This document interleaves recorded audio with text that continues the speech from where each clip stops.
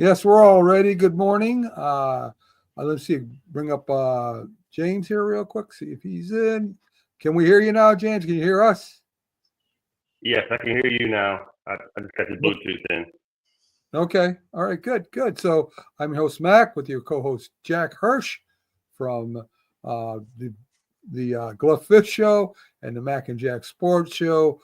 James, of course, with the debate show with Jack, and with Friday Night with the Fellas, and of course Keith Angle, our Reverend of college sports, preaching the gospel of college. So, Keith, let's start with you, of course, because that's what you're here for. Besides the Patriots, but I really don't have no Patriots news this today anyway. So, Keith, I got the top 5 basketball college of the year watch list, and if there's anybody else that I missed, let me know. So top 5, I got Greg Gard from Wisconsin, Dennis Gale from Missouri, Tom Golden from Florida, Penny Hardaway. Is that the player? Penny Hardaway coaches Memphis. Yeah, Memphis. That's right. And Tom Izzo, Michigan State. What do you think of those? What do you think of those 5 guys on the watch list? Well, you got 3 players and you got 3 players and 2 coaches. So I don't think the coaches are going to win any players, especially Tom Izzo, who's about, I don't know, 80. No, I think he's 70 this year. The guy I would watch, there's a couple of guys. The kid from Missouri is really good. Missouri has turned that program around from, I think they were 0-18 in the SEC last year, and they've got a chance to win that conference. They're certainly going to go to the tournament. They did lose yesterday, I believe, but a great turnaround there. Great job, and he's been a big part of that. A guy you left off, Johnny Broome is a guy. Johnny, how do you say his name? I keep saying Johnny. I know it's not Johnny. Johnny Broome from Auburn, who has been tremendous all year. Missed a little bit of time with an injury, but Auburn's having a special season. And I think he is a guy that I would say is a front runner for that Wooden Award for sure. And the 2 coaches you mentioned are kind of on the opposite. Tom Izzo, who's had a couple of down years for his standards, has had a really good year. They've fallen a little bit in the last week or so in the rankings, but they just beat Michigan yesterday to take the top spot in the Big Ten for the moment. Having a great year. It's been a very interesting college basketball season, and some teams we're used to seeing at the top are in danger of falling all the way out of the tournament if they don't get it together. So it's been a very, very interesting college basketball season. Now we're really getting into, the prime time as we head up to conference tournaments and Selection Sunday. It's going to be a lot of fun this next few weeks. Yeah. I guess before the game yesterday, Dusty May agreed to a contract extension. I guess that's his alma mater, if I'm not mistaken. Indiana is Dusty's alma mater, and Mike Woodson is leaving at the end of the year to spend more time with his family. if you can read the code there, he's being pushed out. Okay. They thought about pushing him out last year, and Dusty May might have been the guy then. And they wanted to be preemptive of any interest from Indiana by extending his contract. He's done a great job there. He did a great job at Florida Atlantic, got them to a Final Four here a couple of years ago. Tremendous job there. And he's done a great job at Michigan, who had really fallen on hard times under Juwan Howard. He's got them playing great basketball, and they'll be in the tournament and a dangerous out. So great job locking up Dusty May, one of the great young coaches in the game. Keith, let me ask you a question. What percentage of coaches actually do quit to spend more time with their family in reality? Maybe 10%, 20%, or what? I would say 1% actually myself. Government officials and sports coaches always quit to leave more time to spend more time with their family.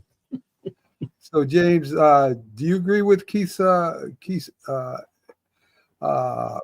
outlook on these coaches? Do you think that is there any dark horse that you get? Gates from Missouri, by the way, is the guy who's probably going to be coach of the year for the turnaround he's done in Missouri. Great coach. Great job. Go ahead, James. No, I mean, I've been keeping up a little bit, and I think Tom Izzo probably will be a good runner. I mean, like he said, he had a few down years, but this year has just really been like a turnaround for them altogether. There was 20 years, man. You got to March. It didn't matter what Tom Izzo's record was. If he got into the tournament, he was always his teams were always dangerous. So hopefully we're back to that. Great coach. Okay.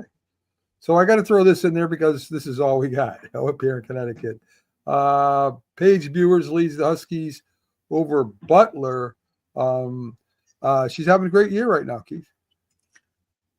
Yeah, well, that program has been interesting. Gino's had himself in the news this week for some other things besides the Connecticut team's play, but that team's been a perennial powerhouse. Also been down a couple to their standards, down a little bit the last couple of years, and it's good to see them getting back on track. And women's basketball, which I haven't paid a lot of attention to, is still, it's not. It's funny with Caitlin Clark gone. The as I talked about last year, the interest has waned a little, but it hasn't dropped off the face of the earth. So tournament time is going to be huge for them, and they need a good showing. And Connecticut being in contention is good for the sport for sure.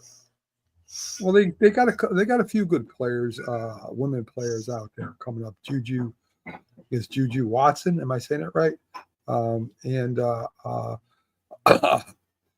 girl from I'm trying to think of the girl from. Well, anyway, they do have a few good young players out there, so it will keep the sport going. It's still not going to be great because it still can't support itself, but people do watch it.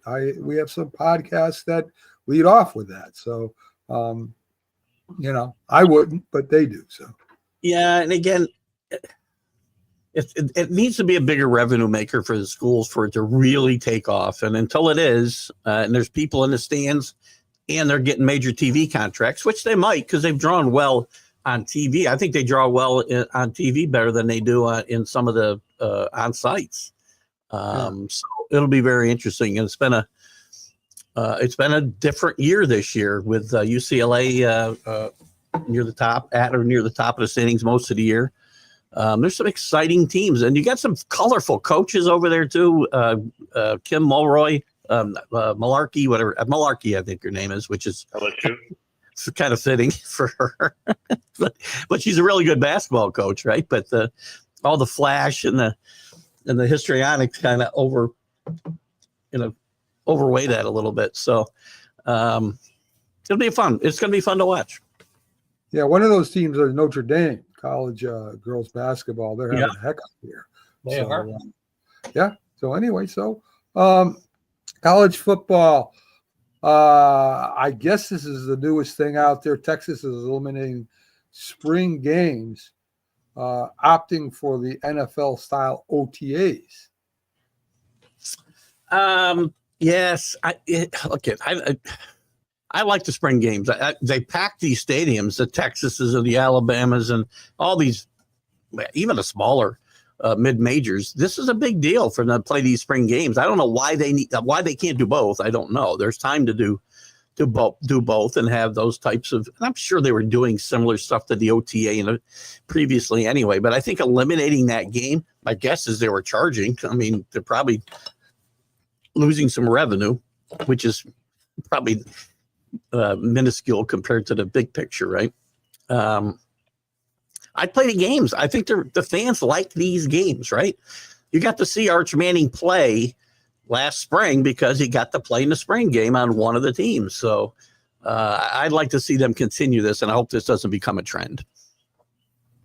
Yeah, and maybe they're just doing what the NFL does, that they're worried about people getting injured and maybe they do no contact too. I don't know. Well, the problem, they're playing more games. That's the part of the problem, right? So they want ease the wear and tear on these kids because they're going to be playing, not 12 games, but not even 14 games anymore. I think that I want to say they played 16 games to finally win the national championship last year. I could be off one either way, but it's increased a lot over the years. And these are kids whose bodies haven't quite matured. They certainly look like full-grown men, which they are, but I think their bodies are still maturing and maybe can't go through that process. But again, you can't, just like the NFL, you can't eliminate the things that get you ready to play entirely, because then you're just going to have crappy football in the month of September. You brought up Arch Yeah. Manning. Go ahead, James. No, I agree wholeheartedly that the game should be kept, but you have to look at it from a business standpoint. They're looking at it. These guys, they probably want them to play more because no one's really watching spring games besides true fans of their team, obviously. And so they're revenue driven now. These guys are getting paid, so they probably want them to play more games where they're going to see them and earn their pay. Maybe this will keep them from opting out the end of the year. If they eliminate the spring game, they'll play in their bowl game. Probably not, but. Good morning, David. Good morning, Richard. Glad to see you guys join us in this morning, as you normally do. So let's get to a little boxing, Keith. I know you don't follow it like we all do, but or Jack and I do anyway. Bivol wins a majority decision over Beterbiev to become the new undisputed champion. It was a majority decision, right, Jack? I know you watched it. Yeah, he became the world light heavyweight champion. He won the title off of Beterbiev. Don't use the term undisputed normally. That's a farce by the fanboys create that because they're forced sanctioning bodies. Bivol will get stripped of his title by one of the sanctioning bodies in a matter of months in all probability. And then what are we going to say? The title's up for grabs. So the guy who they give it to another sanctioning body, are we going to call them a world champion? Undignified. Let me put it in perspective. It's like there being a few NFL offices, and one of them's declaring the Baltimore Ravens as the NFL champions. So it's the Eagles Super Bowl, the Eagles the champions. So we won't call the Eagles the undisputed NFL champions because the Ravens, according to one of the sanctioning bodies, are the champion. It goes on all the time. So don't use, the undisputed term is silly. Bivol won the world light heavyweight championship off Artur Beterbiev. Okay, that's what happened yesterday. A great fight.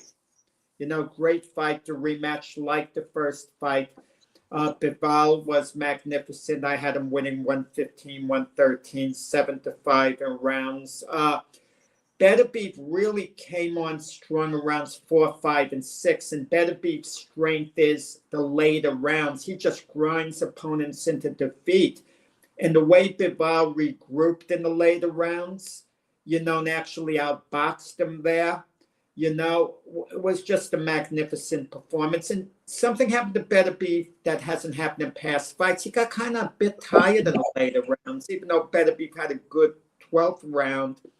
He got a bit fatigued, he didn't keep his momentum going there, but they're going to have a rubber match, a third fight, and it's going to do really good business. But you kind of wonder the age factor. Beterbiev is 40 years old now. Yeah. So I can't imagine him getting better for a third fight. He's fought Bivol twice, 2 hard-fought close fights. I don't see how he's going to turn it up a notch for a third fight. But the third fight's welcome, and it's probably going to be a close fight again, a thrilling fight. So they'll have their trilogy that for years and years, boxing fans are going to look back on very fondly. Beterbiev, it works. Go ahead, Keith. Well, I just want go ahead because I'm off subject a little bit. I want to give Jack credit. He had a great article in the boxing. No, I appreciate it. It's kind of you, Keith, but I've done so many stories like that. It's like filing a tax return for an accountant. I got a fun line to go with it, though. I got okay. I got distracted from the article because the picture of you is so great in the article. That's why I posted it. I mean, they surprised me, the publication, putting my picture in there. I think it was a recent picture, but I look good in that photo. I mean, I looked at myself and wow, I look good actually. You look so distinguished. I don't know what you're doing hanging out with us. You look so distinguished in that photo. Yeah. That's why I posted it there. Yeah. I appreciate it. Jack is also the most humble podcaster we have. So we got to fill in the time. It always bothers me. I don't know about you guys, the three of you. When you watch these talk shows, and I'll name one in particular, it went off the air recently, but when Michael Kay had the show with Don LaGreca, so on, I enjoyed the show. I liked the individuals, but they get off this topic of sports and they just talk about stuff for so long. It's okay you get off it for a little bit and have a couple of laughs like, oh, if you go into Dunkin' Donuts, should you throw a buck in if they hand you a donut, for tip? I know Mac feels you should. They hand you one donut. Mac says throw in a buck. That's why Mac has no money. You understand? I don't throw the buck in, so I have a couple of dollars more than Mac because I'm more prudent, okay? But, you can have fun with stuff like that the way we're doing now. But when they're going on for 10, 15 minutes off sports and just yakking away, I tend to change the channel. I can't take it after a while. Michael Kay's Michael Kay's head is as big as Barry Bonds when he's doing I like Michael Kay, though. I mean, I'm a Michael Kay fan. I did early in his career. I liked him when he was a writer with the news, and when he did radio. His time in baseball, he's just gotten so full of himself, which they got the TV. I always wanted to meet Michael Kay to give him a trivia question, and this would have been great. Michael Kay once interviewed me. So Michael Kay would wonder how he interviewed me, and I would keep him going. I'd show him Brian Kenny's phone number, which he'd have, which I have, Max Kellerman's and all those guys. But he actually interviewed me when Michael Kay was a high school basketball reporter for the New York Post, and I was coaching one of the varsity teams. So he interviewed me over the phone, on something. But to keep it going, he would wonder how he interviewed me, and I would try to cite him, with Brian Kenny. He'd figure, what's the link to baseball? Finally, he'd narrow it down to boxing, but that wouldn't be it. So I kind of always wanted to sit down with him and have a little fun and keep him going with that trivia. So his career's gone downhill ever since that interview, apparently. Well, I mean, listen, he's had a great career. You got to give Michael Kay his due. You can't dislike him. That was a joke. That was a joke. I don't know who you want to see go sooner, Brian Cashman or Michael Kay. I like them both. So Jack is doing the same thing he said he doesn't want to do without Sunday. Yeah, that's what we're doing. Yeah, listen, it's better than me being silent. My goodness. 45 minutes. That will never that will never happen, Jack being silent. Anyway. So let's talk a little bit about Greg Popovich, right? The longtime coach of the San Antonio Spurs. He's expected not to return this season, recovering from a stroke in November. And piggybacking that with what happened to Wembanyama, I mean, I think the Spurs are done this year. Probably health-wise. I mean, it's more important for those two guys that are both serious situations. I mean, it was a mild stroke, they say, that Pop had, but he's 77, I think, if I'm not mistaken. Is that right? Am I doing my math right? 76, 77. I would think it's doubtful he may return at all at this point. And would Wemby, the kid, for a kid that young to have those type of blood clots? Remember what happened to who was the player with the Heat? He started with the Raptors, got traded to the Heat. He was Chris Bosh. Chris Bosh had the same. I don't know if it's the same issue, but he had blood clot situations, and it's not a good situation for anybody, much less an athlete. And you can't take those things. You got to take those things very seriously. And I'm glad they shut him down, and I hope he recovers, and it's a blow to that franchise for sure. You know what? We never talked about the physical demands on these coaches in the different sports. Now, you mentioned Popovich. I think the physical demands are harder on being an NBA coach than a Major League Baseball manager. I'm going to tell you why. Because in baseball, they have these home stands. So even if it's an away thing, you're there for 3 games. You're constantly traveling in the NBA. You're doing it in baseball as well. Football, you look at Pete Carroll. He's in the 70s. He's going to have to be standing a lot, pacing the sideline. He's not going to have like a bench, like like a dugout to sit on a bench during the games. Okay, Yeah.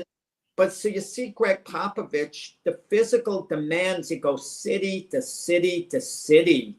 I mean, it's a grind. It's a grind at any age, but especially older, you really got to be up to it. And not just physically, but mentally. You really have to be up for that grind. It's hard. And he's been doing it a long, long time as well. And I personally don't think my gut says he won't be back. I don't know about you guys, but I think he won't be back. But he'll be still a team president, maybe with the Spurs. So he'll still have input, and I'm sure he might mentor whoever the permanent coach is. Yeah. He'll still have input. He'll still have his imprints on the team, but I don't think he's going to be back actually coaching. I think he'll do like what Pat Riley's doing now, have a tremendous influence and maybe even be the guy in charge. Yeah. Yeah, well, Jack, I agree with you that these levels of stress are tremendously high at that position. And we're talking about guys that have to deal with men, not only grown men, you're dealing with their personalities, you're dealing with the opposing team, you're dealing with the level of competition, you're dealing with winning. I mean, obviously you're a winning organization, you're trying to get back there. So, and now you got this kid, I mean, to jump from one thing to the other, talking about Wembanyama, that's huge to have, because they were talking about making him the face of the league. And when you look at it, so at some point, so that might be, I mean, I wish both them well with their health. That's first and foremost the most important thing. But you're almost looking at with basketball the way it's heading right now. I mean, where it's at, you're wondering what direction is it going to go continuously. I mean, from what I understand, there's a great prognosis for Wembanyama, that he'll still be able to play. He's on blood thinners right now, so that should help with that. But that's serious for somebody for sure. at his age. To the stress that Jack and James both alluded to, he set such a high standard, right? Back in the early 2000s with how great those teams were year after year after year, and the number of championships they won. I think it makes it, in some ways, it makes it harder because you've got a higher level of excellence to meet, and he hasn't. Not his fault necessarily, but they haven't met it the last few years, and I'm sure that adds to that stress. So you need it at 77. Yeah. I don't want it at 65. Well, that's it. It's, some of these coaches are lifers. Like Bill Belichick, he seems to be a lifer. He's going to want to do it till he drops. It depends on the personality. Once you have the type of money that these guys have made, you have to ask yourself, is it worth it? I mean, why are they doing it? And so, remember Joe Paterno said before he ran into the difficulty, he didn't want to quit coaching because he said, as soon as I quit coaching, I'm going to die. He kind of meant it in a way, because what's he going to live for? He doesn't want to go shoot a couple of rounds of golf. Derek Jeter said recently, after you retire, it's nice to play golf for 1 week. But then after that, I mean, you better find something more useful to do with your life. There's a couple of great examples. You mentioned Paterno. He died a few months. And again, the scandal, I'm sure, contributed to that. But that was just a few months later he passed away. Bear Bryant's another great example. He retired and he was dead in a month, I believe. Yeah, I heard that was from his wife, though. Killed him? Spoke of you mentioned the MLB and how there's not a lot of stress on the managers because they can sit in the dugout. They really don't do nothing.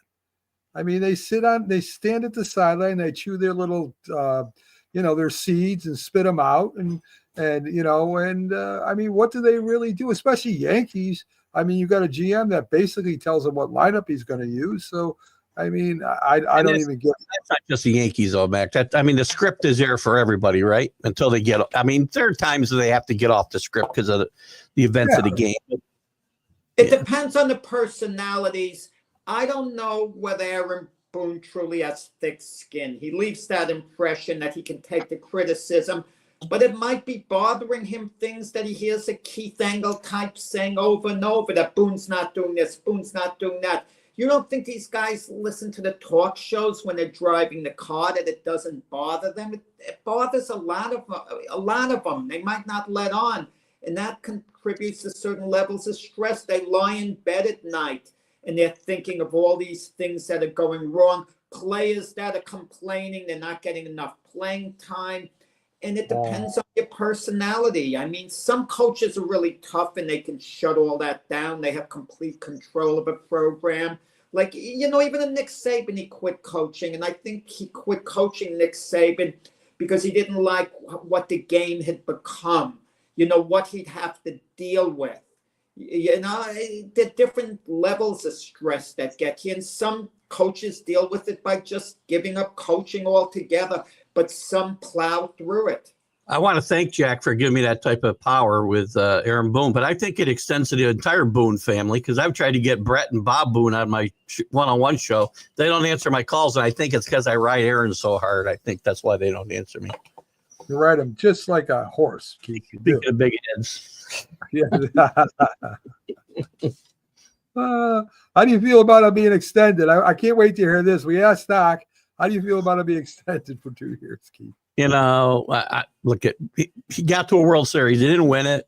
We still got some of the same problems. Cashman and Boone are a package deal, and I think they'll both go at the same time. Just because I gave you 2 years doesn't mean I can't fire you. You don't get it. Hal Steinbrenner likes Brian Cashman very obviously a lot. He's going to stick with them till eternity. Okay, basically, Cashman will no longer be the GM when Cashman doesn't want to be the GM. And if by some small chance Hal Steinbrenner did move on from Brian Cashman, it's doubtful. But if he did, Cashman will get a GM's job very easily elsewhere. He'll have no difficulty. I'll be happy to see him do that as well. I fired a lot of people I like. He got to the World Series, Keith. I mean, come on. They had a good offseason. Are you happy with the Yankee offseason? Yes or no? I'm giving him some grace. Yes. So you are happy. So he did a good job. I am happy with the offseason. It's a gamble. A lot of these things are gambles, but I'm willing to take the gambles that they took with not a lot of monetary risk in a lot of cases. So I'm happy with the offseason. Yes. I got to jump. All right. Okay, Keith. Have a good one. Thanks for coming in. You do every Sunday. Take care. So there you go. Keith Engel, folks, joins us every Friday. Well, you start join us Friday again, and Sunday here on the Big Football Show. So where are we at? We're at 31. Let's get into a little bit of one thing I wanted to talk about that I didn't. I think most of you saw the highlights as the Lakers roll over Denver 123 over Denver. Nice win for the Lakers. They made a little bit of a statement too, because they're really going to have to get find in the playoffs. Yeah, and LeBron is talking about the fit with him and Doncic, saying that he's like the natural quarterback and LeBron is the natural receiver. He hit LeBron for quite a few assists and scored 33 points. So he was the leader for the Lakers. So maybe, Luka's starting to get back in shape and getting ready to go, guys. I think that's going to be a good thing for Luka's career, and I'm going to tell you why. Because Luka was the lead on the Mavs. Kyrie Irving wouldn't step over the line because Luka commanded so much power in Dallas. If there was a conflict that went on at all between Kyrie Irving and Luka would win out clearly. It wouldn't even be close. But now with the Lakers, LeBron is the guy, and Luka is going to kind of defer to him. Luka's not going to try to gain too much power. I can't see that happening. And as a result, I think Luka could become a better player. Maybe I don't know James. What's Luka's upside as a defender if he buys in? Can he really be that good a defender? Some guys just don't have the talent to do certain things. I know defense is hard work, first and foremost. I understand that. But what's the most you could get Luka out of him as a defender? An average defensive player, or even that? You said it, the average. I think what you don't want that from Luka. You don't want, because you know what he is. He's not a great defender, but if you can get him to just play average defense, it's fine. You hear me? No, you're good. You're good. Does he help? Yeah, but sometimes but Luka with the Lakers, he's gonna put up great numbers in his career in the Lakers. We know he's gonna put up great numbers, but we don't see numbers as far as what you're giving up point wise, what you're lacking on defense. That doesn't show up in the box score. Is Luka's style of play is it really going to make a major difference, for the Lakers in the long run, as opposed to having Anthony Davis? Maybe not the long run, I should say the short run, the next 3-4 years. Is Luka, is he a better fit than Anthony Davis? Davis is hurt now. I understand that. But if Davis were healthy, I'm of the feeling the Lakers were better off with Davis in the short term if he was healthy. I'm going to say I disagree with that because I've been watching the Lakers ascend. They were ascending with Anthony Davis, but it's still, they were like teetering, like on borderline, just average, middle of the road. NBA championship with Davis and LeBron. Don't forget that. I thought that their defense would wane when Davis left, but with the additions of Finney Smith and a couple of the guys, they look to be, I would say, formidable. They had a game plan for Denver. If you see that Jokic only got off 7 shots, he only got 7 shots off, and they smothered him every time. And they had JJ Redick had a great game plan to get all those players to swarm him and allow the other players like Aaron Gordon and Russell Westbrook to shoot, and so they could live with that. You see the score 123-100. It was much better, and even LeBron was playing great defense. If you watch him, I don't know how long that will last throughout. Up to the playoffs, but everybody looks bought in, and you can see a smile on Luka's face. He looked at first when he first got there. Obviously, he was shocked, but he looks a lot happier, and he sees where the game plan and where they're going. I think they might be somebody to watch out for to come out, to be contenders to come out of the West. I think that's a great point. Let's move along to football, and of course, Philadelphia sports fans are a horde of inhuman monsters who deserve neither sympathy nor understanding. I'm about ready to beat him down. Sometimes I seem to do that to some people. I bring it every play of every game, all day.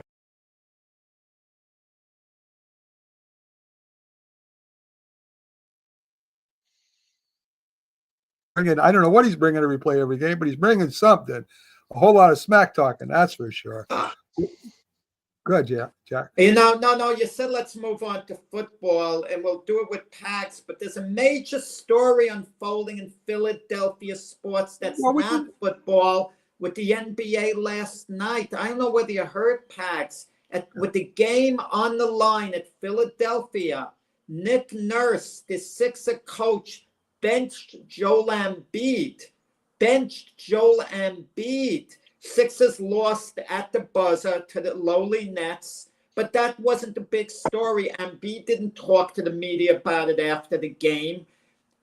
I think that trouble is brewing in Philadelphia, with the Sixers. Well, yeah. The Sixers should be somewhere in the neighborhood of the 3rd or 4th best team in the East. And right now they are, I think now 2.5 games out of the 10 spot. Yeah. So let's call the spade a spade. The ownership group has a new shiny toy called the Washington Commanders, and he doesn't care anymore about the Sixers. So it doesn't matter what happens over there. And that's unfortunately, I've been hearing that more and more now that they are ready to, the fans in Philadelphia are ready to lynch the ownership group. That they are losing the fan base, and once they lose the fan base, they ain't coming back. You think Joel Embiid gets traded after this year, Pags? Well, there was something I heard the other day that said that if by chance that the Sixers don't make it into the playoffs and they wind up getting the first pick in the draft, that yes, that they would trade both Joel Embiid and try to get rid of Paul George. Yeah. George hasn't lived up to that. Well, I told you that from the very beginning that Paul George is old. I don't understand it. I don't want him. And well, guess what? We got him, and it's just part of the demise. So now this is what the process is. The process is falling apart. Yeah, that's one thing. That's one thing I always liked about you. You always shoot straight, especially when it comes to the 76ers. The Eagles, you kind of inflate them a little bit, but the 76ers. Yeah, but even in all my inflations, I've been right. So am I inflating them or am I right?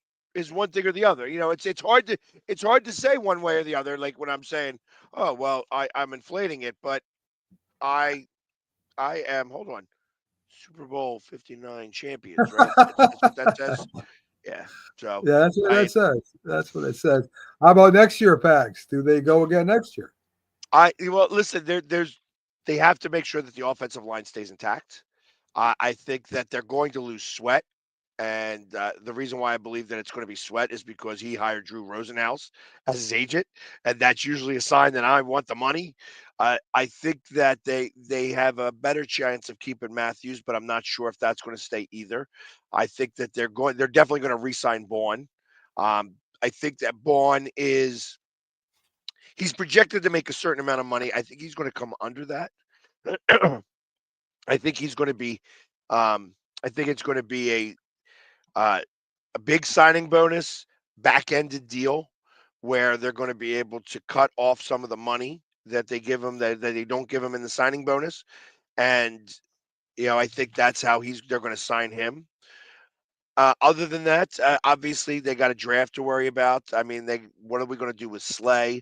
I think Dallas Goedert's got to get his contract reorganized a little bit to be able to create some more cap space. They came out the other day and said that it was supposed to be 172. Now it's 181. So there's been $9 million added to the cap completely. So I think that I'm saying one, that's two or something. I think it's 281. But there's some work to do, but we have the youngest defense in the league.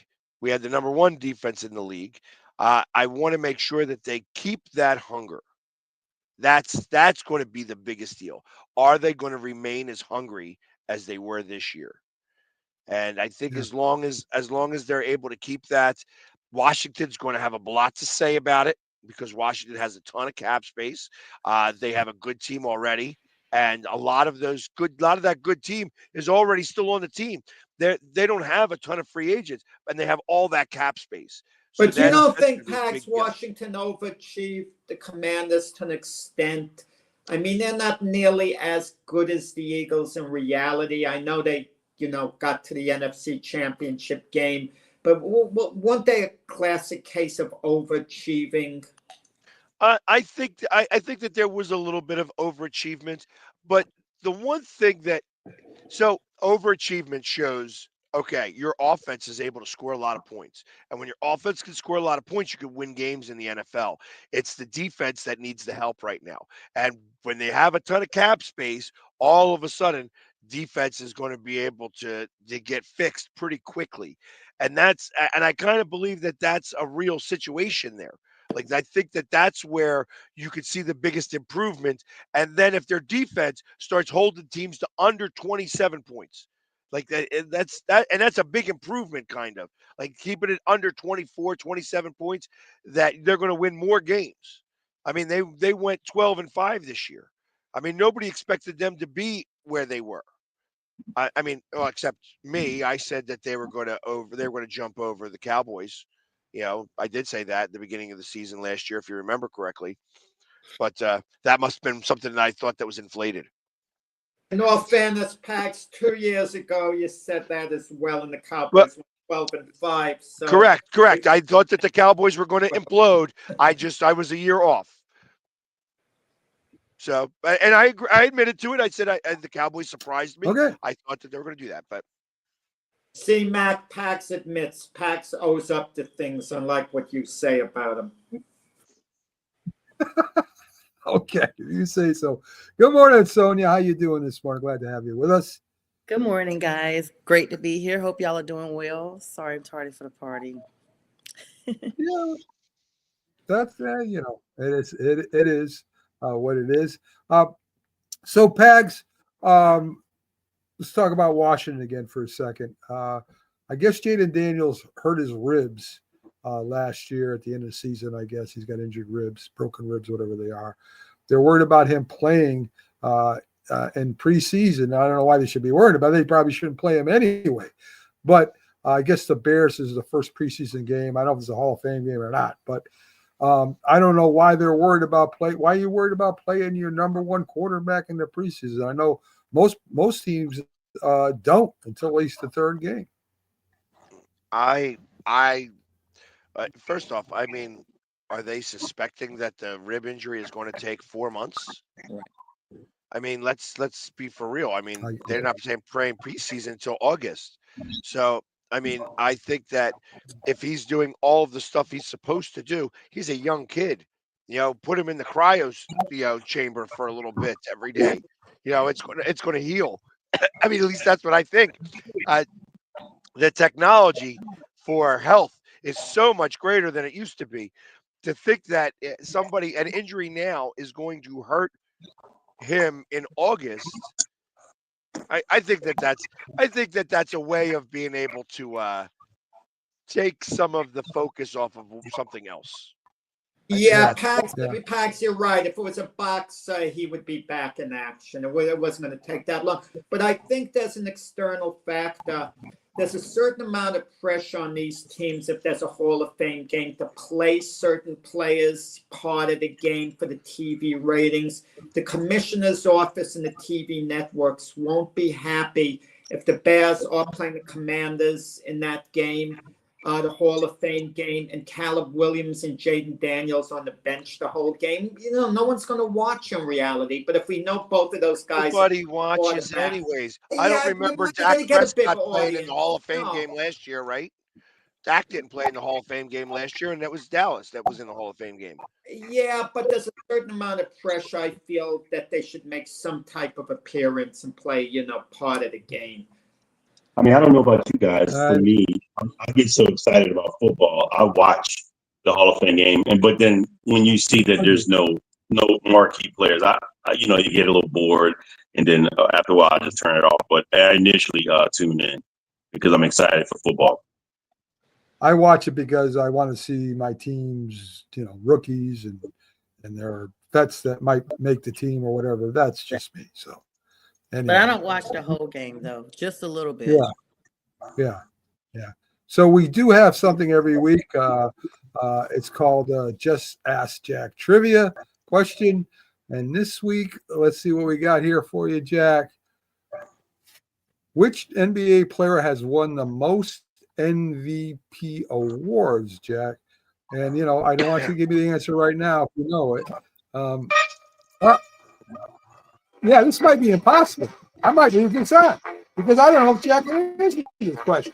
He tried to divert me and have me do a hockey question after I said I didn't think he knew it, but he did know. Who asked me the hockey question before the show, and I actually got it right, believe it or not. I know. If I talked about it, the hockey question would have been up and I would have gotten it right. What was the hockey question? The lady, Matt got it wrong. He said, what is the Ladybug trophy? And I corrected him. I said, it's the Lady Bing trophy. And I said it was for the most gentlemanly player in the NHL. Mac was surprised I knew it, but he said Ladybug, so I corrected him on that account. But, yeah. Hey, listen, Ladybug sounds better. What can I tell you? It's a better. It sounds more like a nicer guy. Anyway, so Jack, I think you're just trying to, Yeah. prolong This this. question is so obvious. That's why I'm going to get it wrong, because it's so Okay. obvious. Oh, All right. y'all answered now, right? Well, You're not going to get it wrong, Jack. NBA You got player. it, Jack. Go ahead. Yeah. I mean, I would have to just guess. I mean, Michael Jordan. Not who I would have thought. No? No. Huh? He's got 5 too, right? He's got 5. I think you're Googling this, James. I think you're Googling. No, Keep I know. looking. I'm looking straight at the screen. How am I I mean, I Googling? was thinking of Kareem, but no, I wouldn't, But, he is played longer than Michael Jordan. But, It's Kareem. But Kareem Yeah, I didn't even probably think it was shared it Kareem with either. Magic. I thought it was Russell. No, Bill it's Russell. not. Is it Bill No, it's Russell? No, oh my God. It's Kareem, right? Yes, it is Kareem Abdul-Jabbar. He's got 6. One more than Jordan had 6. I don't know He's got why. 5. But gets He's 6 got 5. championships, and maybe he got it. Yeah. He was robbed a couple of times, just like LeBron. But I mean, Charles Barkley and what's the guy's name? In Utah, Karl Malone. Carl, a couple of times. Yeah, I mean, he won 1 too. So they won on his watch. MVP. All right. There you go. James got it right. The rest of you got it wrong. There you go. So I didn't Anyway. even guess. you didn't guess? Why not? You could have guessed. Because if I you was wanted gonna to. think it was Kobe. He's got Oh, 1. yeah, It's not a 3. bad guess. He's got 3 or 1. I thought No, he you got know 3. what the problem is, Sonia? Kobe's got 1. When you have 2 legendary players on the same team playing years together, they kind of split the pie up. So one's not likely to get the most. Shaq would be playing with Kobe. That would be my logic for number of years. But then Kobe, he only has 1. That's a surprise because Kobe He's won got 1, NBA championships after Shaq left. Yeah, I thought he had So yeah, 4, yeah. but okay. I don't think it's a bad guess. So anyway, let's do these commercials, folks. We'll be right back after it, and stick with us. Introducing National Streaming Sports, live and on-demand sports talk programming that you can access 24/7. For the premier sports talk experience, tap into our Roku channel. Start your mornings with Mac and Jack covering all the weekend sports action.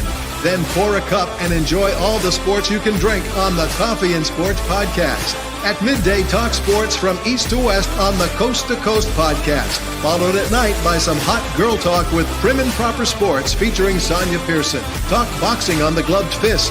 Yankee fans tune in for Start Spreading the News. And there's more on the College Sports Huddle and Sports Scope with Robert Butler. There are 20 podcasts in all and 70 weekly shows giving us a 3.4-star viewer rating. To find us on Roku TV, search for National Streaming Sports on the Roku search bar. Click on the logo and you're in. National Streaming Sports, live and on-demand sports talk for America. There seems to be hundreds of betting sites out there. Don't be fooled. Some sites are only legal in certain states. Some sites pay you in Bitcoin. Then you have to change it into dollars. One of the sites was even hacked. BetUS has been in business for over 30 years. My friend made a future bet, and by the end of the month has a 50% chance to make $17,000. You can bet on futures on anything. Who makes the Super Bowl? Who wins the Super Bowl with great odds? The National College Football Championship. The NBA games are up and going. And of course, you can bet on who wins the NBA championship. The WNBA is up and playing too. BetUS has all the casino games too, if you like that. Just scan the code on the right-hand corner, brings you to BetUS. NESSP.info also has BetUS links. Check it out and bet responsibly. Yo, you already know it's your boy LCF. I just tore it up for Zodiac TV. Shout out DJ Epps. Oh man, it was great, man. We did an interview. Then I hit the stage. The crowd was amazing. They gave me all their energy. I gave them that energy back. Linked up with some dope artists in the building. Zodiac TV, man. Hey, we gonna celebrate for the rest of the night, you know what I mean? With some Bel Air. Shout out my nigga Rose. Holla at your boy. I mean, boss shit, you already know. But we tore it up, man. Performance was amazing. The set was amazing. Zodiac TV, shout out y'all boys, man. Thank you for having me. You already know I'm gonna come back. Your boy finna come back. You know what I mean? Go to work, did it all for nothing. Make sure y'all go get that single, available on all platforms. Let's go. My girl just told me that she pregnant, we expecting the jit. So I had to buckle down, accelerate, no slowing down. Some people, that's why I don't come around.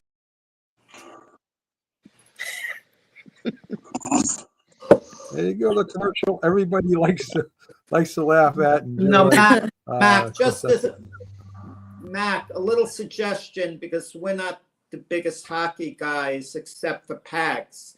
So I just wanted Pags, to get his viewpoint on the Four Nation tournament that took place. Okay, yeah, definitely. Amazing. To have that much hype, to have the guys want to play. This was an all-star game. But they had a lot of pride in that all-star game. The whole Canada booing the national anthem and them coming out fighting for it. I thought that it was amazing. I thought that the whole process, excuse me, was done really well, and that obviously the Olympics are next year, so they're not going to be able to have that like that next year. But I think that this is the process moving forward. Why wouldn't it be? You have things like the World Baseball Classic. Mac is of the opinion that professional teams shouldn't allow their star players to play in it, or should seriously consider not allowing them to play in it because of the risk of injury. But it's the same thing in hockey. Should then teams be able to withhold certain players? I think that the NHL won't allow that. I mean, this is an NHL entity situation, so they have the final say, because the entity of the NHL controls all those teams. So if the team decides that they're not going to do it, not allow a player to play because of the fear of injury, not because he's already hurt, then I think that obviously the NHL is going to step in and be like, no, he's going to play. And especially something like this, hockey players, I feel more than maybe any other athlete in professional sports, maybe soccer, different, but in professional sports, hockey players have more national pride than I think like baseball players or basketball players, soccer players withstanding. I think that's a little different. So I feel that this was something that the NHL needed. I feel like that took the difference away, where they have these outdoor games. This could be in lieu of those outdoor games. That this All-Star break actually showed so much excitement that I feel that it's something that will continue moving forward. I agree with you, Pags. Wait a minute, James. I'm not letting Jack get away with that. The MLB and the NHL are two different things. You're paying Aaron Judge whatever amount of millions of dollars a year, or whoever's on the field, millions of dollars a year. The hockey players aren't making anywhere close to that, and it's a different type of game.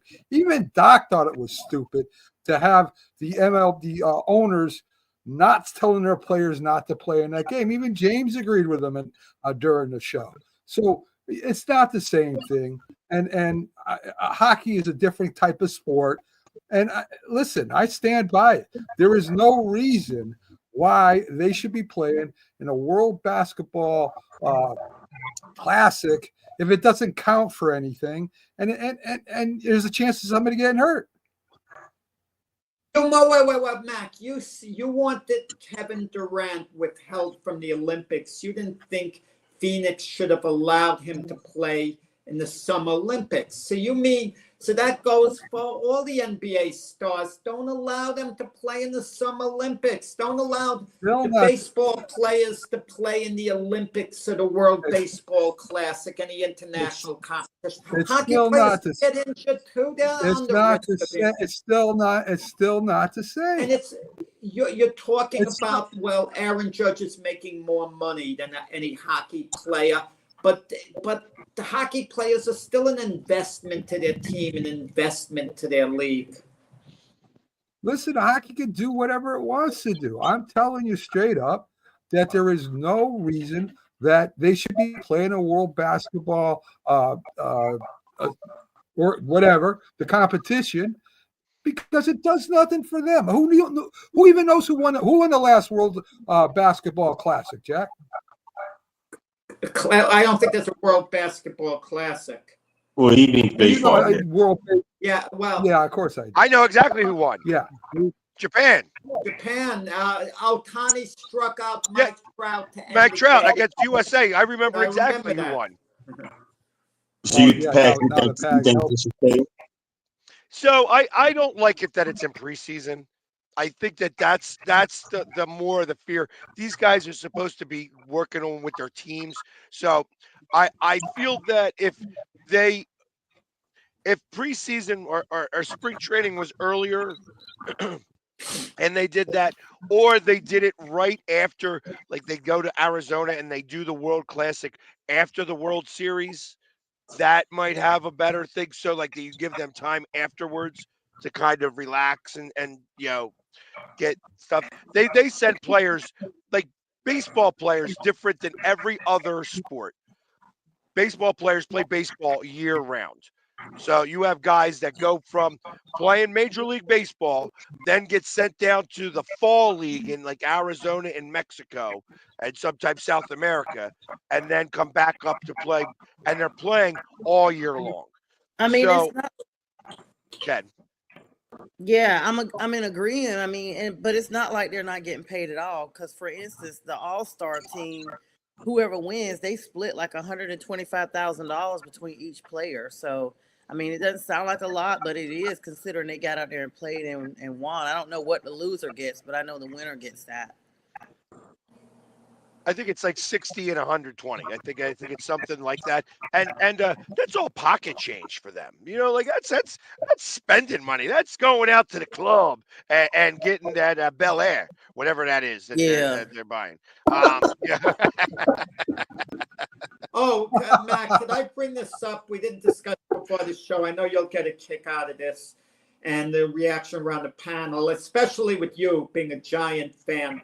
The talk is that the Giants are putting up a minority percentage for minority owners, and that Floyd Mayweather seems to be bidding against Eli Manning, the report is, for 10% of the Giants. Now, Mayweather has more money than Manning, unless he's blown it, which I wouldn't be completely shocked if he has, the way he spends. But he's made a lot more money than Eli Manning has. How would you feel if there's a bid and it goes to Floyd Money Mayweather, the 10% of the Giants, instead of Eli Manning, because Mayweather can deliver the loot? From what I read, it's a $700 million that he said he's going to give the Giants for part owner, with a lot of money. Eli Manning, of course, doesn't have that money, as you said. So it's going to be up to the Giants. Do you want the money, or do you want to go with your guy? Do you want to go with Eli, or do you want to go with the money? So we'll see what they do. I never realized he had that much more money than Eli. Oh, yeah. Crazy. But yeah, it's not even close. Not even close. Dang. I mean, he pockets his own pay-per-view, right? I mean, when he boxed, he pocketed most of his pay-per-view money. Oh. Yeah, he made an incredible amount. But he spends so freely. Yeah. Like, I could safely say someone like LeBron James is going to be incredibly wealthy his whole life, because LeBron is sensible, it seems, by all accounts. He spends a lot of money, but he does it prudently. Mayweather just throws money left and right. I mean, I don't think he really has a sense of what's what with spending. But when you have so much, you know, and you're making interest, it might take a number of years before you become somewhat tapped out. Well, he fights. He still fights, I think, and he promotes. Right, he's got a promoting agency. So. No, his promotional group isn't doing anything at all. So if you get that's relevant. Yeah. And he had some exhibitions to try to make some income because this way he could keep his unbeaten record, not risk anything. But his exhibition tours kind of went flat. And so we'll see. But if you're the Giants, it's kind of hard because Eli Manning is a legacy player. You know, he means so much to the Giant image, so much to their brand. That's what I always said about Saquon Barkley, why he should have been a career Giant. Certain guys, you want their name to be there forever. It's good that Eli Manning is always going to be a legacy player with the Giants. That's important for any team. That's why I was saying with Pete Alonso with the Mets. You know, you kind of want legacy players if you can have one. You know, like Jason Kelce with the Eagles, a legacy player. You like kind of guys like that in the organization. Yeah, Pags, I don't know if you saw it, but Jason Kelce was talking about the tush push and how being the center was very hard to do during the games, you know. So that was interesting to me. Yeah, I mean, because it's all required on the center. Truth of the matter is that the center, amongst everybody else, has got to get the ball to the quarterback, make sure that handoff is done properly without fumbling, and then he's got to be the lowest guy. If whoever's lowest in that pile wins the tush push, then that's the answer to that. So, like, that's the one thing that you always see people jumping over the top, trying to pull back from the behind. The truth of the matter is that if you can knock the legs out of the center and get underneath of him first, you're going to be able to move that whole line backwards. And that's what some of these defenses can't seem to figure out. Yeah, it's a very hard to stop. And of course, as you know, a lot of teams have been trying to say to ban it. They've talked about that every year. You know what, though? And so the Eagles do it obviously better than everybody else. The rest of the league is only at like 48%. The Eagles are at 90%, and everybody else is at 48%, which tells me that play, that's just a play that the Eagles have perfected that nobody else can seem to do. That's why they gave you guys the name of saying tush push, because everybody knows it's just a quarterback sneak. But because you guys have done it so differently, it's now the tush push. But absolutely, get rid of that. It's sickening. Sorry, Pat. Sorry, Pat. I'm happy y'all won the Chiefs. I am happy about that. So congrats. Hey, listen, but so Sonia, if all of a sudden Carolina was able to figure this out and do this better than anybody else, like they were at 75%, we'll say. The second all of a sudden, is it better? You're mentioning the Panthers. They made some big news. They signed Andy Dalton to a 2-year extension. Yes, they did. Big news. Panther, big news. Why did you give Jack that ammunition? I wanted him to really go to 2 years. Show. I just wanted to go one show. Total. It could go up to $10 million with incentives. I just wanted to have one show this entire month. My own birthday month, this last Sunday of the month, that Jack would not come for me. And the only way he didn't come for me was the 2 Sundays I wasn't on air. Other than that, he's made a point. Last week he talked about me driving when I was under the weather, and he tried to call me out as an unsafe driver live on air. So if anything happened, there's that footage out there that I was driving while on live. Even though I had a handheld device, hands-free device. And now today it's about the Panthers. And you know what, Jack? Worry about what's going to happen in the Jets without the Panthers. I'm glad you mentioned that. He's the main news. That shit-type mushroom sniffer, whatever he is, has contaminated your entire organization. Worry about what happens up there. But I'm glad you mentioned that, Sonia, because we're already plotting. You know, the Panthers go 8th in the draft and the Jets go 7th, one spot before. So we're probably going to steal the player you want, right? The player that they're hoping in the Panther draft room that they're going to get. The Jets are going to nab them one pick before. I'd be willing to bet that doesn't happen. I can't wait. I'm going to text you. I can't wait. I'm so excited. Listen, And, I and think since they're both great at drafting. That'll be a fantastic pick, I'm sure. Exactly. Listen, I think that was a good signing. Andy Dalton did have a couple games when Bryce Young was out and did do okay. The old Red Rifle did all right, and he knows the playbook. He's experienced, and hopefully Bryce Young doesn't get hurt and has a good season. Exactly. Thank you, Mac. Thanks for that. Wow. You're welcome. Listen, I think that Carolina actually has a chance next year to actually do some improving, especially in that division. That they won't be bringing up the rear next year. Thank you, I agree.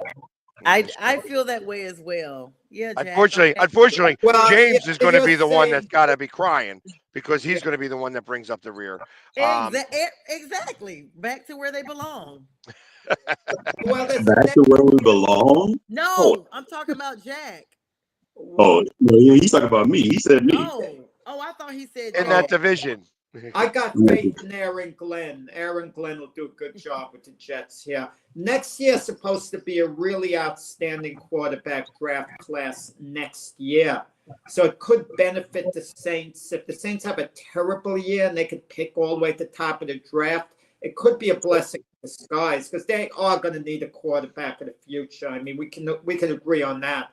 I mean, maybe Derek Carr could have a halfway decent year next year, but he's not the guy going forward.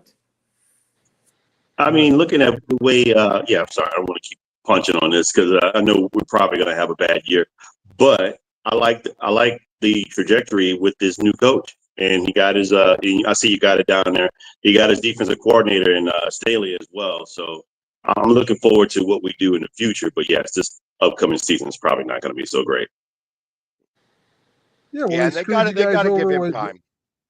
Yeah, They screwed they screwed over this coaching staff with all the free agencies and that high salary cap. I mean, there's hardly any room. So They they're got gonna extra money. They got $53 million extra for salary now. So they're gonna have to depend heavily on the draft and rebuild over there. So I don't know how the Saints fans. Hopefully they're more they're more patient than the Patriot fans are. That's all. So Listen, we'll see Saints what fans happens. have a history of being able to wait it out. They've had the bags over their heads for a long time. Then all of a sudden they won a Super Bowl. They took the bags off. So they could put the bags back on again for a little bit. It's like that's where the bag thing came from. That's where they used to have the paper bags over their heads. It's New Orleans, right, for sure. I think there's a story that's going to develop next year with the Eagles, and I don't like talking this way. You might object, but A.J. Brown, it was developing somewhat this year. Eagles won the Super Bowl. He caught a touchdown pass in the Super Bowl. Everyone went home happy. But if next season the passing game, they don't put emphasis on the passing game as much as they did, more so than they did last year. A.J. Brown might start becoming a little unhappy, and he might be starting to get a little long in the tooth, A.J. Brown. He's still really good, but maybe he's not quite in his prime. He might be gently backtracking a little bit. I could see that happening. I know what happened last year, but there might be some discontent going on next season, perhaps, if A.J. Brown isn't the main guy on offense for Jalen Hurts. If it's Saquon Barkley again. He looked dominant in those last couple of games. I'm like, what is he talking about? I just let Jack talk sometimes. A.J. Brown was unhappy last year. Because he wasn't getting the ball, but he's not long in the tooth. Yeah, I don't have the book in front of me, but Inner Excellence says, do not worry about others, worry about yourself. I think that was rule number 3 on the Inner Excellence book. He was reading that on the sidelines. Maybe Yes, if the Jets read that book a little bit, they would have known better. I mean, who's going to be quarterback of the Jets this year? Right, Jack. You can't say That nothing. is a Everybody got that something is for a you today. good. You know who I think is going to be the quarterback of the Jets? I think it's going to be Justin Fields. If you're asking me what it's going to wind up, and I'm not sure what to make out of Justin Fields. I'd like to hear everyone else. I'm in the middle. Potentially, he could be a starting quarterback in the league, or he could just be a tweener. He's too good to be a backup, but is he good enough to be a starter? Well, I think that's probably not a bad pick for you guys because your offensive line is garbage. So you're going to need to run for your life. That was the problem with Rodgers this year, is that he didn't have the time to be able to let any of these plays develop because your offensive coordinator was real big on having plays that took like 4 seconds to develop. Well, that's the problem when you don't have 4 seconds to wait for that to happen, and he starts to have to run, and Rodgers can't run. I'm faster than Rodgers right now. So it's like that. I think that was part of the issue that you were running into last year. So you're going to need a quarterback that is faster on his feet, maybe make faster decisions, and, is it maybe a younger guy that's going to be able to develop with draft picks and wide receivers that are young rather than having to deal with Rodgers, who's sniffing mushrooms. Yeah, and the Jets, honestly, the Jets were trying to make Rodgers be the Rodgers he was in Green Bay, and you cannot bring the same player from a different organization and expect them to be the same exact mirror image of who they were. I mean, there are definitely some details that are very vital that they are the same. But as far as, the consistency and the maturation with, meshing with the new team, there's going to be a learning curve there. And those are the things that Rodgers missed because he wasn't there. He didn't partake in, these preseason activities with his team.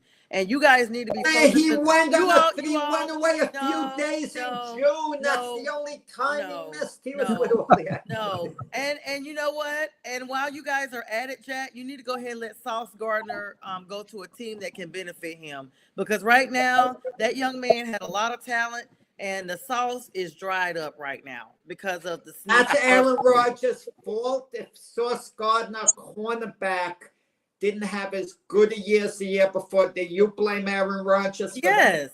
Absolutely. Okay. A team is only as strong as their quarterback. Everybody knows that. That's supposed to be your leader. He's running around sniffing mushrooms, anti-vax and all this stuff, causing a commotion. That has toxified, if there's such a word, mushrooms. I love your that. organization.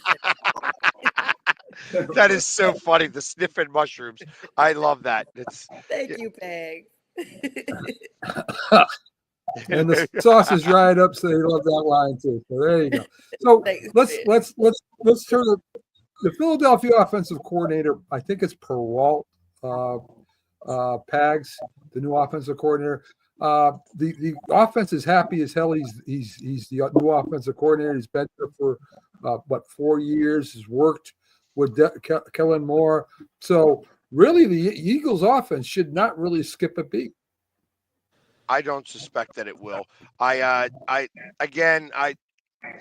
Sometimes I wish they would go outside of the organization. I understand why they stayed within the organization this time around, especially after coming off of a Super Bowl victory.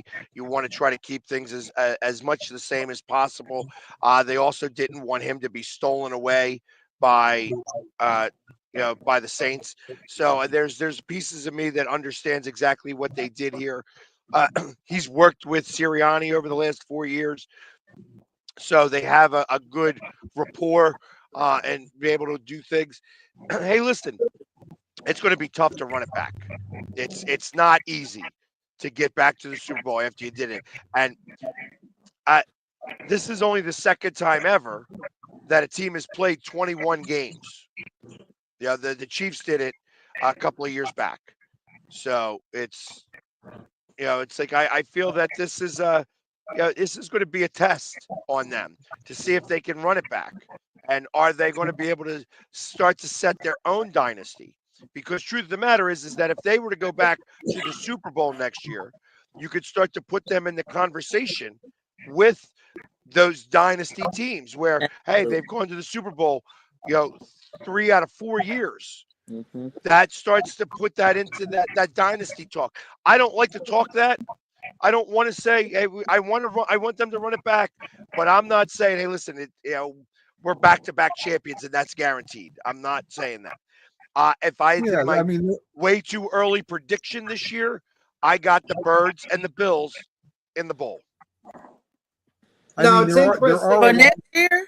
Wait a minute, Jack. There are a lot of good teams in NFC, right? You got Detroit, who still has a good team.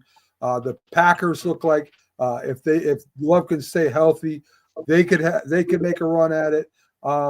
San Fran, if they get healthy, Minnesota, they may take a run. Minnesota, definitely. Minnesota. I mean, Carolina, NFC North. NFC North is going to be good again this year. Carolina has a couple of years. I want all y'all to remember that laugh. I want you to save that clip where the reaction, because yeah, they're going to be better. I'll give them that. Oh, NFC South champs, that's for sure. Playoff bound. Thank you. I won't hold my breath on that, but great. But I'm rooting for you. I'm rooting for you. Thank you, Eggs. Where's the first? So the Eagles will have some competition this year, that's for sure. Absolutely. But I'll tell you, the North isn't going to be as strong as it was last year. Right. The fact that all three of those teams played so well and then went out in the first playoff game is more of a testament to the teams that they played during the season in comparison. Now, I could give Detroit a little bit of a pass because they had 22 injuries on their defensive side alone. That's a big deal. You know, that even next man up mentality can only cover so much. They may regress though, because losing both strong coordinators is going to be a tough thing to replace. So it's really hard. And then, like you said, that defense, are they going to bounce back? You know, from the injuries. You know, that's a big question as well. You know, I think the 49ers championship window's closed. It doesn't mean they won't make the playoffs. And I think the Vikings had as good a year as they can have. They're not going to get better and take it up a notch. So I think the biggest threat to the Eagles would be the Packers, who have upside. But this is next season. And maybe still the Lions, because the Lions still have great personnel. So I don't think the Lions window is quite closed, even though they just barely missed out on the Super Bowl the last couple of years. I take back the word barely last year, but they had a great year last year, regular season. And I think they're a serious threat to the Eagles again this year. I think Washington actually has a play. And I know that this may be unpopular with this panel, but I think Tampa Bay only needs a couple of pieces to be able to start to become a little bit more of a power. I feel like that if they can keep most of their team intact and add a real good edge rusher, like that was the one thing that I felt like they were missing. They didn't get any pressure on the quarterbacks. So obviously they beat us in the beginning of the season in the hottest day of the year, you know, after the hurricane and stuff like that. So there's something to be said for that. But that being said, I feel that they have a good enough team right now that if they add the correct pieces, they could be a power that I think beats Green Bay. I think Green Bay is on the downside of theirs now. They have to retool a little bit to get back to where they want it, where they want it. Let us all play GM for 1 second. You're Tampa Bay, and if what Pax is saying is correct, and it is, if they have a great pass rusher, Myles Garrett, you could trade for him. Do you give 2 number 1s, a number 2, and a number 3 for Myles Garrett if you're Tampa Bay? And if you're Cleveland, is that enough? Well, the Browns said he ain't going anywhere. I just read they're not trading him. No way. That's not happening. That's not going to happen. Trading him until he starts complaining more, Mac, and then they feel under pressure and then they work out the best deal. That's how it always works. Secondly, the quarterback. Listen, Baker Mayfield is not a Super Bowl quarterback. He's short. He throws interceptions. He's okay, but he's not a Super Bowl quarterback. He's not a franchise quarterback. I remember you telling me about Russell Wilson being great going to Denver. And then I said, no. I disagree with you a little bit. I like Baker Mayfield. I think his offense trusts him. I think that he won. I want to say Baker Mayfield won 3 games specifically for Tampa Bay this past year. And that got them into the playoffs. Now, in the playoffs, they ran up against Washington, who was a buzzsaw at the time. And I feel like that defense couldn't handle it. And that's the difference. Their offense was putting the points on the board. Their defense couldn't stop Washington. And that's what you learned in the playoffs. In the playoffs, all the problems that you have with your team come to light. Mm-hmm. And that's where it all shows through. And that's what happened in the Tampa Bay game. You had Washington come in there and they really exposed that defense.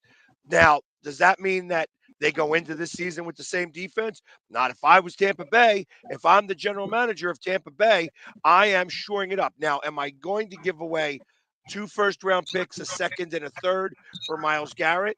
I don't think I'm going to go that route. But I do know I have some money, and I got Josh Sweat, who just hired Drew Rosenhaus, and I'm maybe going to put some money towards him to have him become an edge rusher and have him on my team. He just won a Super Bowl, so he's going to have that swagger about him a little bit, and it won't cost me the draft picks by signing him in this grand scheme of things. I just want to say, Jags, I actually agree with the sentiment about Tampa Bay. I mean, I don't think our division as a whole has the whole rivalry that we can't see, at least about Tampa Bay. We don't want to admit it, even though Baker is a former Panther. I feel like if they had gotten Brian Burns this year instead of sending him to New York, I think Tampa would have been much better this quarter. And I mean this season, excuse me. So there's that. And so what I would consider doing a second and a third round for is for Sauce Gardner if I was Tampa Bay. I would maybe consider getting Sauce Gardner and getting him from the Jets and giving up a second or a third round pick for him. They're not going to trade Sauce just for a second or third round. Well, second and a third. You know what I mean? I don't think he's worth a first, but I think that you could. He was worth a first. I think he still will get a first. I mean, this 1 year, I wanted to say something about Tampa Bay, like Sonia alluded to. I watched them as well. I think they're a lot better than people think, and that Baker Mayfield is a bit underrated. But one thing that's also underrated about them is their run offense. Those 3 guys they had a running back really made. Trust me, as a Saints fan, I got to see it firsthand. They ran all over us, and the kid out of Oregon, Bucky. Yeah. Bucky is a player. He's a player. Yeah. 4th round pick, they got a steal in that guy, and so that's why both Sonya and I don't really want to see when we play them, but they definitely are good, and that helps Baker Mayfield out. Baker he's really. I like to come out of Oklahoma, and he was decent in Cleveland as well, but. What Max said about him being a Super Bowl quarterback, I think maybe he has a window for 1 good year to try to get there back. I think at some point. So Tampa is pretty much the team of the South right now. And then they got to sign they got to sign their wide receiver back too. That's going to be Chris Godwin. No, yeah. And you talk about that division with the Falcons. We're going to find out next season. It's Michael Penix Jr., their quarterback in the future. I mean, they're counting on that being the case, and he's going to be given every opportunity. But what happens if they find out Michael Penix isn't their guy next season? Atlanta. That's exactly been my point, Jack. And Jay Train and I talked about that Friday because we have one of our panelists is a Falcons fan, and I literally said the same thing. I was like, you guys pay Kirk Cousins all this money, you got to release him before March 11th, or you're gonna have to pay this other $90 million. And what happens? Who do you go to if Michael Penix? Because let's be clear. Michael Penix came into the draft higher than what we thought, but he also has been injured in every quadrant of his body. He's already an injured quarterback coming into the draft.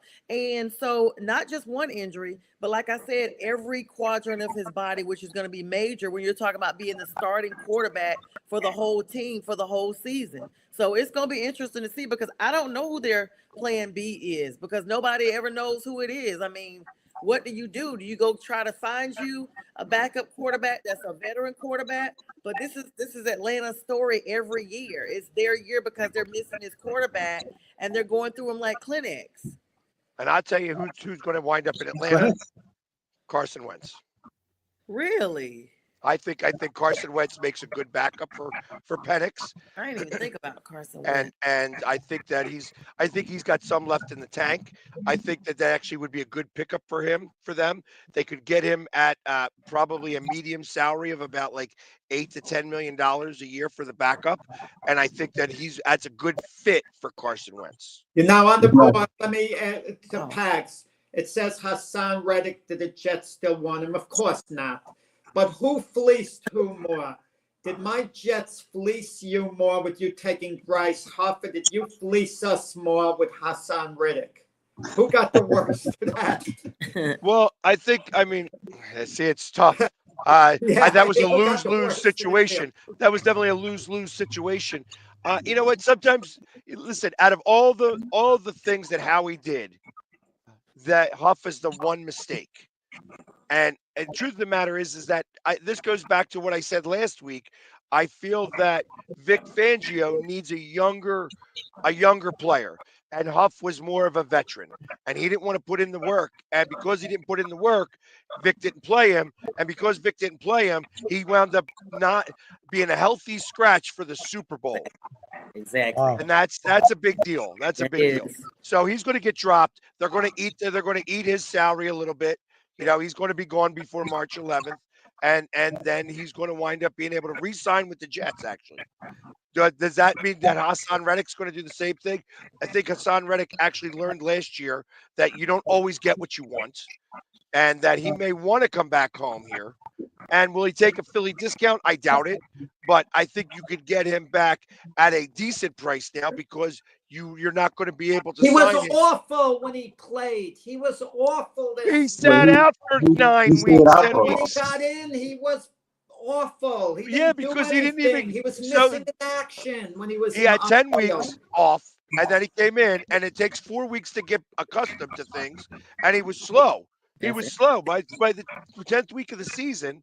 Or the 11th week of the season. He's a year older. His value is down. No one is going to give him a decent contract, not even for 1 year. You want to bet? You want to bet? I bet you he gets. Well, I think that the Eagles will probably give him somewhere in the neighborhood of about $10 million. I think that any team is going to give him in the neighborhood of about $10 million. I'm going to tell you what the Eagles might do. Howie Roseman is such a genius. Listen, I wouldn't be shocked if he pulls off a blockbuster for Myles Garrett. He gives up X amount of draft capital.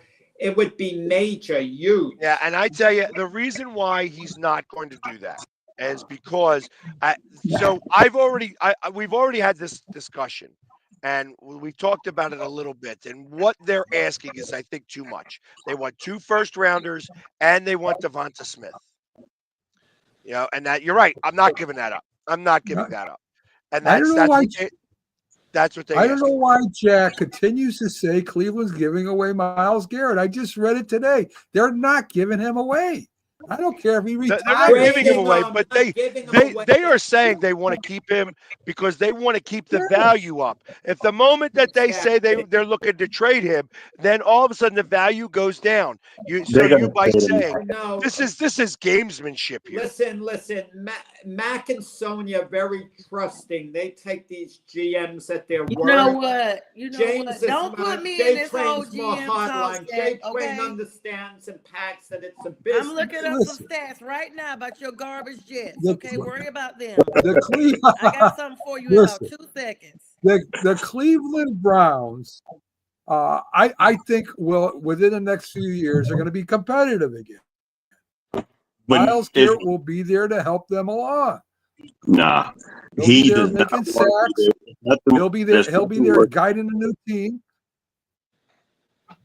There's nothing worse than having a disgruntled player on your team. Exactly. He did not want to be there. Clearly, he said it. You don't say it out in public unless there's a money dispute. Is he in a contract year? I don't think he wants it. He even said it. He said outright that championships are more important than individual stats. And I mean, he wants to go somewhere where he can contend. So you got to think about teams where he's going to be. He's not going to. He sees that. I don't know how old he is, but he's probably seeing how much he has in his peak to where he can I think it's like play there. if I'm not mistaken. He's 29 exactly. years old. Oh, He's yeah. 29, and he wants to literally, go. that's what I was just reading. He wants to go. He wants to go.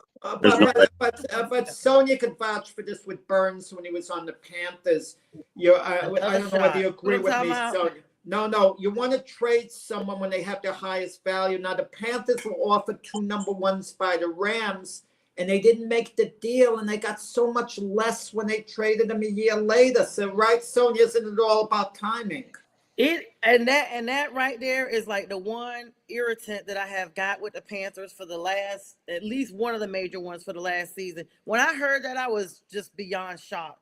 When you make bad management decisions and your timing is off, that could be crucial to what happens to your whole team, because missing out on 2 first-round picks from the freaking Rams, and now you got to sell him to the Giants for, I don't know, basically breadcrumbs. Like, it's crazy. And it was and Panthers fans, because I'm in some groups, all said the same thing. They were just like, we're getting like crumbs for this guy. And this was our number 1 edge rusher, and he was worth so much more, but you let him sit, and it's just like letting something like food or whatever sit on the shelf. At some point, it's going to perish, and it's going to lose its value. It's not as valuable as when you first got it.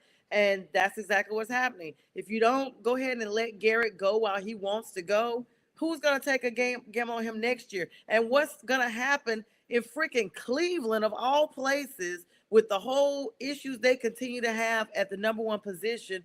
That's going to affect the whole trade value of everybody that plays on that team, because people are going to be like, okay, this is the stats that this person's putting up because they have quarterback issues. If you have a quarterback issue, it's a trickle-down effect to all of your players on at least the offense. I don't know if that has anything to do with Myles Garrett, but listen, you're right about Brian Burns. He was probably our 2nd most effective defensive lineman last year. So it was good pickup for the Giants. So San Francisco. Not for nothing. I mean, I understand, and I don't mean to cut you off here, but if I'm Cleveland, if I'm playing the general manager of Cleveland, and I know all of the things that I know now, like, all right, we made the wrong decision with the quarterback. We did.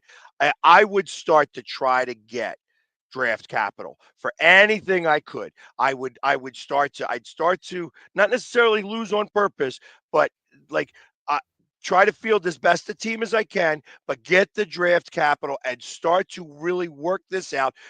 Now, me personally, that means starting to figure out the offensive line. Get offensive line and defensive linemen in. Start to win the trenches as best as you can. And that would mean keeping Myles Garrett, but Myles Garrett is worth more getting the picks and getting newer guys to come in. So that's where I kind of figure that out. I would try to find somebody who's got 2 picks in the first round this year who wants an edge rusher. And like, that's how I would start. And I would start to rebuild my offensive line, my defensive line, and worry about the future 3 years from now. And you said next year you're going to have it's a great quarterback draft. Find the quarterback who's going to do it for you. And then the following year, start to find the extra pieces, the wide receivers and everything that's going to make it, and try to make a run 3 years from now. Super Bowl 62 is where I want to be prime to try to actually win that division, get above Joe Burrows, because I think at that point Lamar Jackson is going to be at the downside of his career. Again, we're talking a couple of years from now that he's going to be on the slower side now, and that you're going to have a better opportunity to start to really go hold. But it's a 3-year plan. You got to think about this in 3 years. You can't be thinking about next year. And that sucks for every Browns fan to hear, but that's real. And that's how you start to make a real franchise. That's how things start to happen. Okay. San Francisco linebacker DeVore Campbell, not revealing why he quit and he was suspended, saying, "I know the truth and don't care to clear anything up." So that was what he said during a press conference there. Sounds like a very something had to happen in the locker room for him to react that way. And it's San Francisco. You don't hear this about a San Francisco 49er team either. Normally, everything is pretty kosher in there. No, they keep a lot of that stuff in house. I mean, think about this with the Bartolota, the owners and stuff like that, and how craziness is. Listen, nothing is ever as it seems in San Francisco. They are very good at pulling the rug over the problems and keeping it very hush. This was something, I think that this had something to do specifically with him and John Lynch. I think that they actually probably got almost close to blows, or like it was something very, very heated. And I think that that's what caused this. And that's why he's keeping his mouth shut, because you don't want – I think it's very smart of him to do this, because he's not a cancer, and he doesn't want to be labeled as a cancer by talking too much. And I think that that's part of this. So he's showing that, hey, I don't like what happened. I know the truth of what happened, but that stays with me. I'm not going to air out dirty laundry, because I don't want another team to think that I'm that type of guy. I mean, but he was unhappy because when the main star came back, they weren't fielding him anymore. Even though you were the second guy, it's like being the backup quarterback. And when you should know that the main star is out, that you're filling in while this person is recovering or whatever's going on. So for you to say, okay, I'm just not going to play anymore because the main star comes back, that's part of being on the team though, right? No, see, I look at it much differently. I look at it as they said that he was going to be the main guy, and then the other guy came back from injury, and then okay. So that changes the way that you perceive it now. Yeah. So, and I believe that that's probably more likely what occurred. But I wasn't there. I wasn't in the room. But that, I tell you, something like that, when you have the general manager, John Lynch, who was a player, who's got bravado too, who's got the ego, he's got the rings to prove it, and say, okay, this is what I'm doing here, and I'm telling you this stuff, I'm buttering you up, and then when it comes back, I'm throwing the bed in the trash. That's kind of what I feel like happened here, and that's why he got angry and upset. I mean, that's the same thing that happened with Deontay Johnson that the Panthers traded to the Ravens. And then, he just started going from team to team because he was, refusing to play. It's just, I don't know what's going on this season. I'm just all these millions of dollars, and Mac probably agrees. All this money you all are getting, at the end of the day, I get that, you want to be number one. But if you're getting paid, though, right, guys? You're still getting paid to be there. It's such a very competitive sport to even get to the NFL. Why would you just say I'm walking out, I quit? That's a once in a lifetime opportunity to play in the league, and it's so easy to blow it. No, Sonia, you're 100% correct, but it happens in all sports. Look at even baseball, the Boston Red Sox. They signed Alex Bregman, a potential Hall of Fame third baseman, as a free agent, paid him big money. But they already have Rafael Devers, their franchise player, at third. And Devers says, I'm not moving to second base. And Bregman, that's a guy, Alex Cora, the manager who was with him at Houston, wants as his third baseman. But how's he going to move him there? Devers went public and said, I'm not moving. Right there, you're going to have turmoil. You could take an attitude and be old school the way Mac is. And I mean this as a compliment, Mac. And say, no, you're going to play where I tell you to play. You got a contract. If you don't like it, you're going to be on the bench. And you could call their bluff and put a play on the bench and hope they come around. But how do you handle it? How do you handle a modern athlete? You tell me. Right. I got you. I think you handle them by being firm. I think you've got to be firm with a lot of these guys because they'll walk all over you. And if you feel that third baseman is your best chance at having a great third baseman, well, then Nevers, you got to move to second, I guess. I mean, or whatever you got to do. If you want to sit down, sit down. but I don't know. I mean, that's what I would try to do anyway. I think it's onus for any team that pressure coach. Even take Nick Sirianni. He just won a Super Bowl. He's riding high.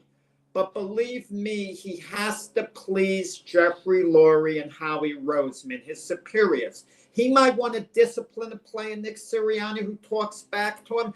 He might want, if a starter talked back to Nick Sirianni and he wanted to get his message across and put that play on the practice squad for 1 week, he wouldn't be able to do it. You know, Jeffrey Lurie, Howie Roseman, he knows would be unhappy. And you just, how much power do some of these coaches and managers have? It all comes to the top with ownership. If you know ownership has your back 100% and lets you do what you want, in other words, the days of Vince Lombardi seem to be over. I mean, but that's why And you're it the depends. manager. That's why you're the coach. That's why you're the leader. Like, they put you in place to put these implements of who plays, who does what.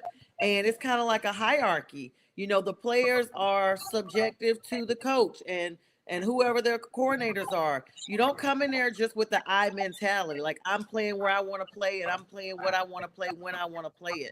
And you're getting this money. Like, what's the purpose of being there? Go form your own league at this point. And I think that, you know, it depends on who the coach is, right? I mean, if it's Mike Tomlin, I don't think the ownership's going to mess with him.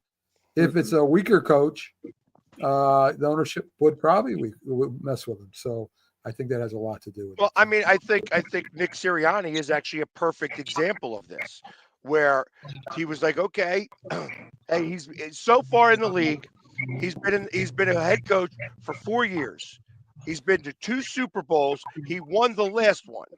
But I think he also knows where he fits in the scheme of things. Last year, if you remember, him and Howie both had to go to Jeffrey Lurie with the plan for this year. Like, what are we doing this year? And they executed that plan to perfection because they won a Super Bowl. That's the goal, to win the Super Bowl. Now, I would love for them to follow the same path that they did. What is their plan for this year? Let's make sure that we're all on the same page and do it now, because we've lost another, offensive coordinator again. We have to play this game again. It's not easy to go back to back, but we got to all have the same plan. We got to have all the same idea and the same goals at stake, and all execute them the way that we want to do it. And if we execute it the way we want to, there's no reason why we can't win. Yeah. I guess it depends on the team too, right? The players on the team too. Yeah. I mean, think about it. The fact that Schoen has still got a job is amazing to me. Mac, you mentioned Mike Tomlin. He has a player, George Pickens, who's been a pain in the butt, very talented wide receiver. But you get the feeling Tomlin can do whatever he wanted with this player, but he's tolerating him within his own boundaries, more or less. But if he wanted to move on to George Pickens, I agree with you with the Steelers that Tomlin would be able to make the move. I think they're going to move on. So. Yeah. Did y'all see that clip where? Did y'all see that clip where Mike Tomlin? Somebody had asked him about Antonio Brown, saying he wanted to come back and play for free, and Mike Tomlin just walked off. He didn't even address the comment. That's how Mike Tomlin coaches. And so he is not going to address you. Certain teams put up with certain BS from certain players. Pittsburgh is not a franchise that puts up with, I don't want to play because I'm not happy in this position. They'll just be like, you're out of here. I agree. We'll try and get back to football again, but I'm going to get to some MLB topics. The New York Yankees changed their policy on beards. You can now have a well-trimmed beard and play for the New York Yankees. Now, at one time, of course, you couldn't do that. I get it, but I kind of think traditionally wise, they didn't have their names on the back at one time, and now they're letting players wear beards. I kind of think it's I don't like it anyway. Getting away from the tradition. That's the thing. You know, this is what we talk about. Everything is changing. And all of us on this panel, for the most part, are kind of like, let's stick with the core values that we've all come up with. And you have newer generational gaps, you know, younger people that are coming in like, oh, we don't like this, let's change this. Oh, we don't like this, let's change this. That is sad to me, because some things, when you remove the things that are that make us unique and different, that's when you remove certain integrities of what was actually formed. I don't actually like that. You know, if you want to come work for me, these are the things I have in place for my employees or for people that are on my team. So now you're saying, okay, like you said, Mac, oh, you guys can wear a beard. You know, that may be subtle at some point, because, you know, guys should have a right to wear a beard if they want to. That's just my personal opinion. But is it just a beard today and tomorrow, oh, all of a sudden we're seeing McGrath on the back of a jersey? Whoa. It's the subtle stuff. You know, we always talk about truth versus a lie.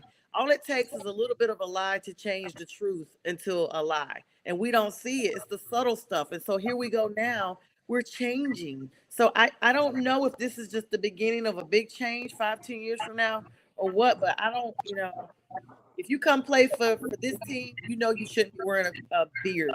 Don't even try out for that team if you know that you want to wear a beard, is my thing. What happens if you trade it to the, you know, a team that has a no mustache, no beard thing, and you've won one basically your whole adult life? It's, you know, I agree with what you're saying. When you're in the workforce, you do, if you want the job, you know, you have to adhere to it. But yeah, but then again, these are like adults. What's so wrong about having a mustache, a beard, if it's well trimmed? But what about the dress code? That's another thing too. I mean, I'm not sure what the answer is. I mean, I also thought about the national anthem with standing, this or that. But what happens if you have a kid in elementary school who doesn't want to stand for the national anthem? They just want to sit. You know, then you wonder how far should freedom of speech and expression go as well. I don't know the answers to these things. I think you have to look at this is about management or about ownership. They're the ones that decided to allow it to happen. They're looking at, okay, we can lax on that a little bit. And they said neat and trim. They didn't say wild and crazy and shaggy, looking like, you know, somebody that's out of control. It's neat and trim. I don't think I mean, of course, you see I rock a little small beard here. I don't think there's a problem with it as long as it's neat and trim. Does it take away from the jersey? It probably takes away from the tradition a little bit, but I mean, are people really going to start making a big deal out of it? That someone comes with a small beard that's neat and trim? As long as they're winning, I don't think it's a big issue. Do we even notice as fans watching the players that they have a beard on? I remember Al Habrowski, the mad Hungarian, the pitcher, he had the beard. He felt it gave him power. The Oakland A's in the early 70s, they all grew these handlebar mustache, these mustaches. But that was a team thing to build team rapport. So we noticed the mustaches. But all in all, do we even pay attention if a guy has a beard, a mustache? It doesn't even distract us as fans in any way, shape, or form. So, I mean, who really cares at the end of the day? Well, the Yankees did. I never noticed it. The Yankees did, and now they don't. They're allowing the beards, but they're still not letting the hair grow below the collar and stuff like that. It's like there's certain things that still are you know, they're allowing very close facial hair. I mean, realistically, this could be done because they could be, facing a class action lawsuit in terms of stuff like that. So who knows? Who knows why they're doing it? But I thought that too. Realistically, I don't think that it's the biggest deal in the world. I mean, even the military who weren't allowed in beards now have done the same thing. So, I mean, you have to evolve a little bit with the times. Obviously, we're in the 21st century, and that may seem like an archaic rule to some of the kids today's, but it is what it is. I look at this as a non-story. I mean, I've Well, worked jobs again, in security I that you think have to that, keep your hand up. So, sorry, Mac. if it, I mean, again, tradition. Are we going to change how we do Christmas? Are we going to change how we do Hanukkah? Are we going to change how we do certain other things? I mean, I'm just sad to see it go. That's all I'm saying. That's all I'm saying. I'm not saying that I disagree with it. I'm just kind of sad that one of the traditions the Yankees are letting go. That's all. That's fair. That's all. Philadelphia Eagles So, story with Vince Lombardi. I just want to say with Vince Lombardi, there was an Eagles story years ago. There was this great center, Jim Ringo, who played for the Green Bay Packers, and he came with an agent to Vince Lombardi. And they didn't have agents then. And then he let Jim Ringo know shortly after. He said, "Tell your agent you're not a property of the Philadelphia Eagles." So one of their players. Well, and so starts Okay. agents Let's see. in sports.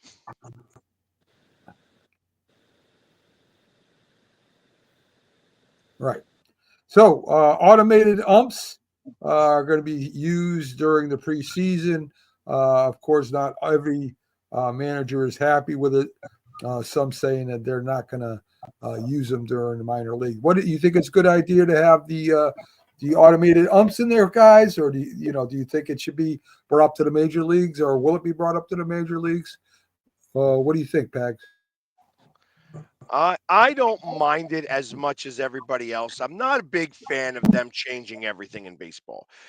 This, however, I feel like when you have guys like Angel Hernandez that continually were getting calls wrong and things like that, I feel like if they're going to do this automated call, they have to do it in full respect.